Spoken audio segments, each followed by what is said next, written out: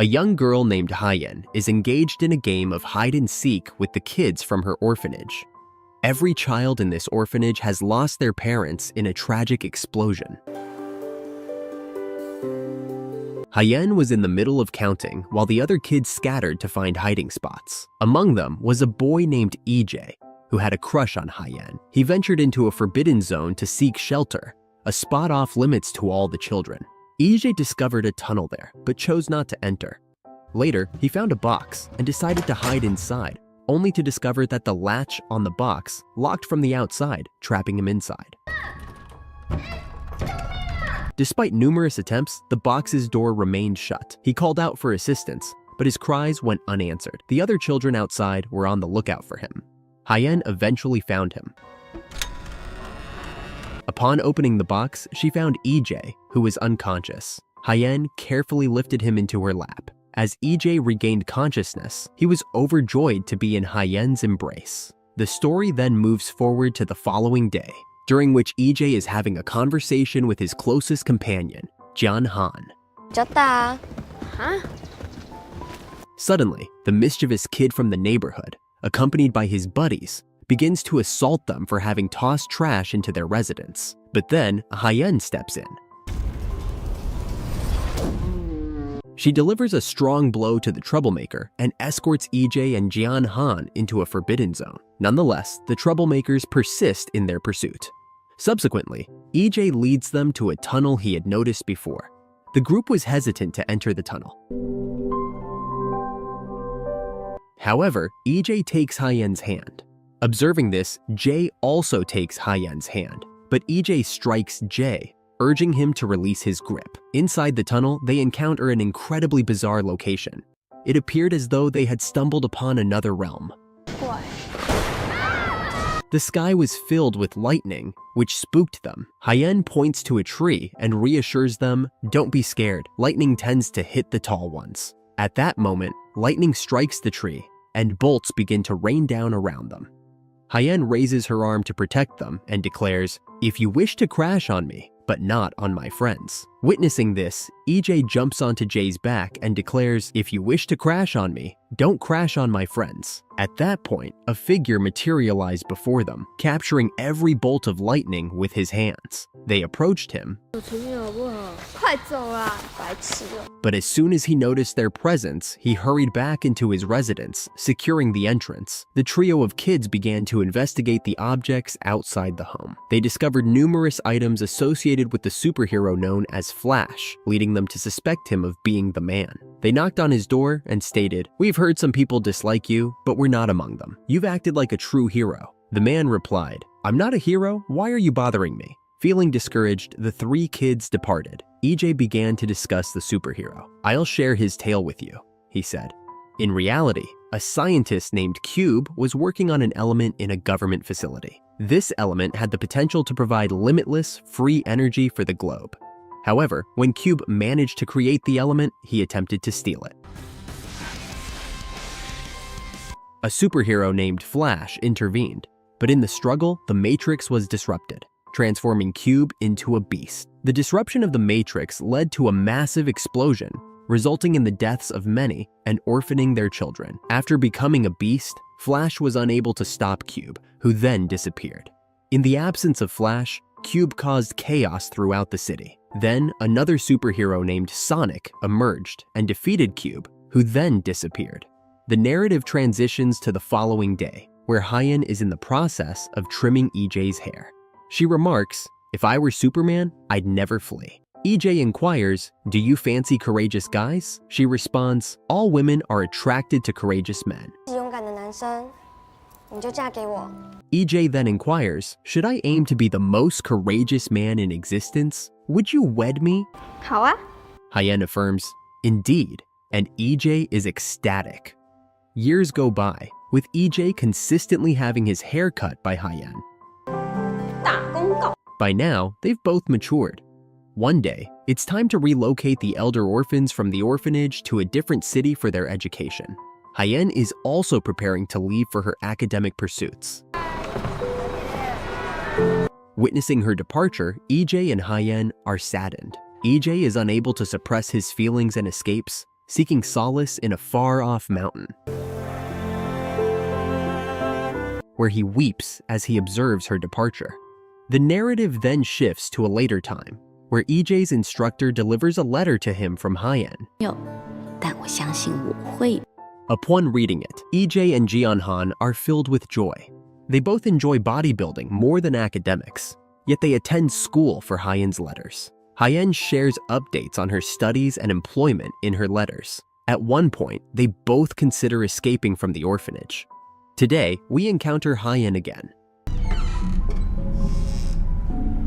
Upon her return, she notices the door is ajar, suspecting a burglar might be lurking. In response, she grabs a table and stealthily enters. Upon discovering two men inside, she unleashes a table on them. It turns out these men are EJ and Hyen, who had intended to steal her cake and wish her a joyous birthday. Despite the cake being ruined, they decide to celebrate her birthday together. Later, they all drift off to sleep. In the midst of this, EJ places his hand on Hyen's, but she remains silent, reciprocating with a gesture. The following day, Hyen is depicted handing out balloons to the kids. EJ and Hsin-Hsin are on their way to her when a van overtakes them, followed by a police car. The van halts, and the criminals seize Hyen, intending to use her as leverage to flee. Witnessing this, Hsin-Hsin and EJ spring into action to rescue her, but the police apprehend them. Suddenly, a deafening noise that causes pain to all is heard, indicating the arrival of the superhero Sonic. Sonic confronts the criminals, despite being shot at, and emerges victorious, rescuing Hyen. Hyen is left in awe of Sonic's bravery. EJ remembers that Hyen likes brave boys. At that moment, a flyer for boxing lessons lands on his face. He tells Hsin-Hsin, "I'm not going back, I'm staying here to learn boxing." Hsin-Hsin responds, "I won't be going back either, I'm going to the police academy." They make a pact to become a cop and a fighter. EJ heads to a boxing gym and tells the athletes he's interested in training. One of the athletes says, "You want to learn? Come to the ring." EJ enters the ring to begin fighting, but as soon as he's hit by a kick, he falls and passes out. After being injured, EJ goes to the person he believed was the superhero Flash. However, as soon as the person notices EJ, he shuts the door. 我知道。 EJ sits outside and says, "I understand you're alone, I'm in the same situation. My parents didn't die in the explosion, but they brought me to the orphanage because they didn't want to have children. 我爸妈不要我。 Now, I'm all alone. That's why I want to be strong and protect my friends." Hearing this, Flash opens the door and decides to train him. He tells EJ, "You can't be a superhero, but you can build your strength." Flash initially teaches him to endure pain so he doesn't feel it. 看看能用闪电做些什么。 He trains EJ intensely, making him work so hard that he even has to eat hot food without a spoon. A few days later, EJ learns to manage his pain. One evening, he returns to the combat arena 叫上次比我那个废物出来。 and confronts the opponent who had previously defeated him. Despite being severely injured, EJ refuses to give up. The owner of the gym inquires if any of his fighters are interested in facing Rocky in the upcoming contest. But due to Rocky's history of defeating 2 opponents in the last 6 months, no one volunteers. 我打。 EJ declares, "I will take on him." The scene shifts to the boxing ring where EJ is engaged in a fierce battle. Hsin-Hsin, a spectator, watches the match. EJ is taken down repeatedly. 是脚要不停地动，打不过就逃。 Yet the gym manager encourages him, saying, "If you make it to the final round, you'll get a chance to compete again." Despite the odds stacked against him, EJ perseveres and makes it to the final round. Although he is defeated, his display of resilience in the ring earns him widespread admiration. Even in defeat, the gym owner compensates EJ. Hsin-Hsin, who has since become a police officer, visits him. Hsin-Hsin tells him that Hyen has invited them for dinner. They go to meet Hyen. EJ notices him sitting with a young man. Hyen, who had invited them for dinner, recognizes EJ and inquires about him. EJ reveals, "I am a fighter." When asked about the young man, Hyen mentions, "He is my partner." This revelation causes EJ's cheeks to flush. He turns to Hsin-Hsin and asks, "What should I do?" Hsin-Hsin warns me that if you try to outsmart me, I'll use my gun on you. They both hint at this threat, which leads to you sneezing, catching everyone's attention and causing glasses to shatter. Immediately, Jen shields you and glances back, realizing he's Sonic. When EJ inquires about Hsin-Hsin, confirming it, EJ turns angry. Hsin-Hsin quickly makes friends with you. EJ gifts Hsin a watch, aware that to win Hsin's heart, he'll need greater abilities to outmatch Sonic. So, he tells Flash about his desire for superpowers. Flash cautions him that abilities like these aren't for sharing. Jen accidentally gets these abilities in an accident, and Flash tells EJ that he too will have to suffer similar consequences. Later, a news report announces the discovery of a new hypermatrix with the power to create formidable weapons and generate electricity. Inspired, EJ flips through a Spider-Man comic, hoping to achieve superpowers by being bitten by a spider. But nothing changes, and he finds himself in the hospital once more. Determined, he looks into another hero's story and tries to mimic his abilities as Iceman, only to find himself back in the hospital. Hsin-Hsin becomes more and more annoyed with EJ's futile efforts. After leaving the hospital, the manager of EJ's boxing gym presents him with the poster for his upcoming fight. EJ is overjoyed and shares the news with Hsin-Hsin. He also invites Hsin to his fight, but she refuses, stating, "I can't watch you lose." 再过一阵子我就毕业了。 Afterward, EJ and Hsin decide to grab a meal, during which Hsin mentions her plans to dedicate her post-graduation years to the upkeep of an orphanage. Hsin inquires about EJ's motivation for choosing a life as a fighter, to which he responds, "Because I am strong." Suddenly, a breaking news alert indicates that Cube has defeated Sonic, emerging even more formidable. Worried, Hsin and EJ make their way to the hospital, only to find EJ blocked by the guards at the entrance while Hsin sneaks in. Little do they know, a bug drone captures Hsin's entry and sends the video to Cube, exposing Sonic's vulnerability. EJ is then observed battling in the ring, facing off against numerous adversaries. Despite sustaining severe injuries, he refuses to back down. His determination leads to him being dubbed Stonewall, and the spectators continue to applaud him, even in his losses. This story quickly becomes the talk of the town, catapulting EJ to fame for his indomitable spirit. Hsin also chuckles when he hears the latest update. The following day, while EJ is honing his skills, 我有多少场比赛啊？ 16吧。 the head of the club comes over to him and informs him about a fighter who has competed in 60 matches and emerged victorious in every single one. No fighter he has faced has ever managed to escape defeat, and 31 have suffered paralysis. 我要跟他打，可是我从来没有赢。 EJ remarks, "I've yet to secure a victory in my 16 matches." The club leader then discloses the Achilles heel of EJ's next challenger. 只要一个不会被他 KO， 不怕被他。 He tends to win his fights in the third round due to his dwindling endurance. His strength begins to fade, necessitating that he outlast his opponent until the 9th round. Filled with resolve, EJ heads to Flash, seeking guidance. Flash, who has only previously taught EJ how to withstand pain, consents. 只教你一拳。 He marks a target on the wall and instructs EJ to relentlessly strike it until it collapses. At the same time, Hsin has arrived at the orphanage to begin her lessons with the kids there. She hears a sound and steps outside to discover Sonic, who has been released from the hospital and has come back. Sonic suggests to Hsin that they should get married.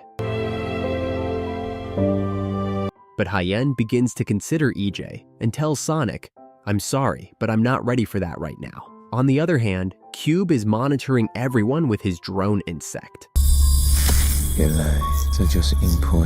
He decides to use Hsin as a means to obtain the hypermatrix. Hsin goes to see EJ, 再躲啊！ striking him and asking, "Do you really want to die? Why are you battling the champion?" You're aware he's paralyzed. Do you want to end your life? EJ replies, no, this time it's going to be different. Hsin counters, you're not a champion. You haven't even won a single game. 没人把我当小丑，他们都很喜欢我。 She prevents him from entering the fight, but EJ becomes furious and shouts, I like you. What am I supposed to do? If I don't fight, I'm not a hero like your boyfriend. 那我求你， Hsin responds, if you choose to fight, I won't speak to you again, and I'm going to wed Sonic. She exits in tears, and EJ, fueled by resolve, intensifies his training. Finally, the day of the battle arrives. EJ and his challenger, the unbeatable champion, step into the ring. The fight between EJ and Ko commences. Right from the start, EJ is taken down hard. Ko delivers strong blows, even dislocating EJ's joints. There's a moment when it seems EJ won't recover. But then he spots Sonic, which gives him the motivation to get back up. The children at the orphanage and the audience at the event are watching the fight on TV. Despite being severely injured, EJ lands a powerful blow on Ko, sending him to the ground. Flash is also watching the fight on TV. 全体市民听好。 At the same time, some individuals capture Hsin. EJ is on the verge of delivering his ultimate punch to Ko, but Cube's video starts airing on the stadium screens. Cube has captured Hsin and the orphanage kids. He demands Sonic to retrieve the Matrix from the lab and bring it to him. Upon seeing this, EJ decides to quit the fight and escapes. Hsin-Hsin, who's waiting outside the stadium, hands over the Matrix to Flash, asking for his assistance in rescuing Hsin and the kids. Flash declines, stating he's no longer interested and believes he's incapable of defeating Cube.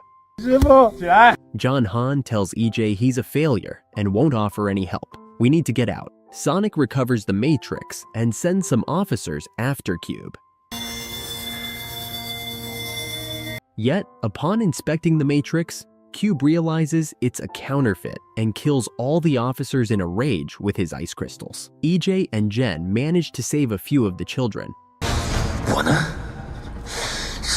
Enraged by the counterfeit Matrix, Cube threatens to kill Hsin, claiming, your government has deceived us, so I will kill your girlfriend.